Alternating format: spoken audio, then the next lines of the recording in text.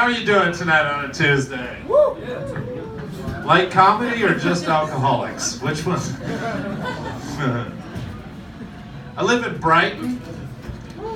I've had all three types of roommates through the years. The good, the bad, and the Craigslist. One of the hardest situations I had is when I tried to live with a heroin addict. Yeah, always weird people laugh at that. I remember the last conversation I had with him. I told him, pick your spoon. Pick your spoon. You're burning every spoon in the house. And you know how hard it is to stop eating Ben & Jerry's with little chunks of heroin on it? And Cinnamon Toast Crunch, forget about it. That's heroin to me already. I was reading a magazine the other day and it said, women break up with the men they're dating for the same reason they were first attracted to them. Isn't that weird?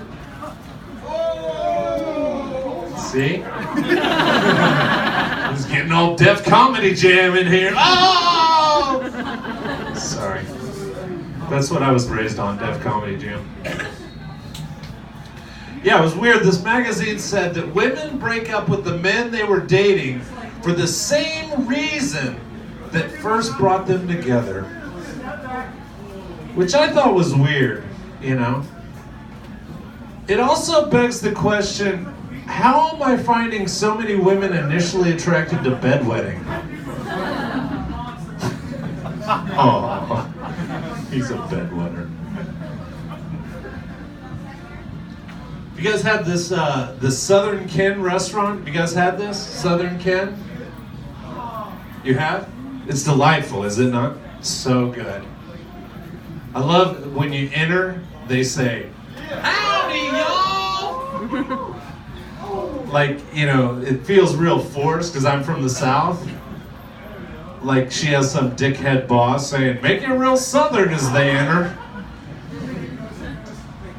And I couldn't help imagining, like, if there was a restaurant named Boston's in Lexington, Kentucky, and when you entered, they said, don't park your car in Harvard Yard.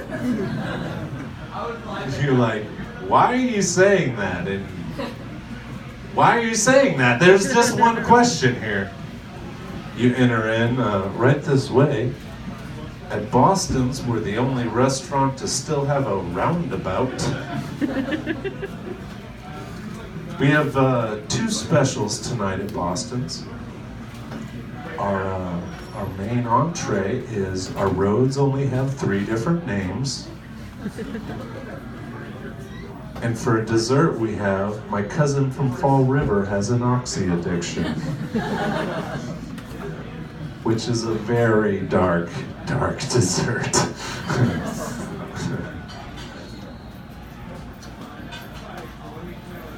Give it up for this night, huh? What a swell group of people you are. What a swell group of comedians. And Brian Higginbottom, also here. No, I'm kidding. He's swell. I ballooned up. I went to college right over here at Berklee College of Music. When I went there, I met a guy, Thomas Pritchett, who went on to play with drums for the Mars Volta. I met a guy, Dwan Parker, who went on to work with Dr. Dre. Yeah. Meanwhile, while I was there, I only got good at name dropping.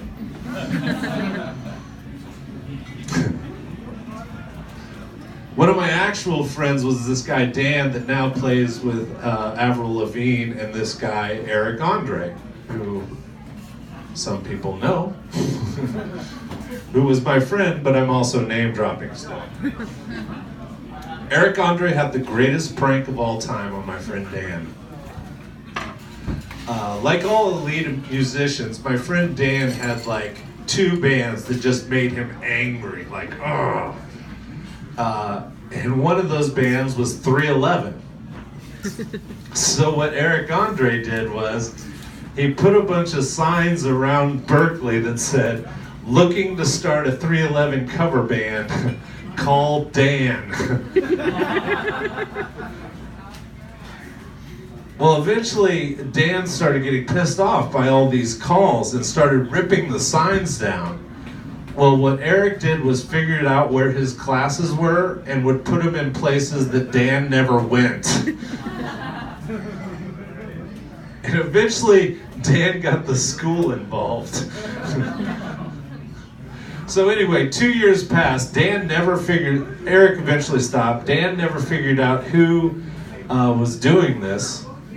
And 2 years later, we played a show with them in Williamsburg, Brooklyn, which is where people used to live before they moved to Bed-Stuy, which is a regional joke, just not this region. So Eric strolled up to him and said, "You want to start a 311 cover band?" I'd really thank you for your time. My name is Tiny. I appreciate it.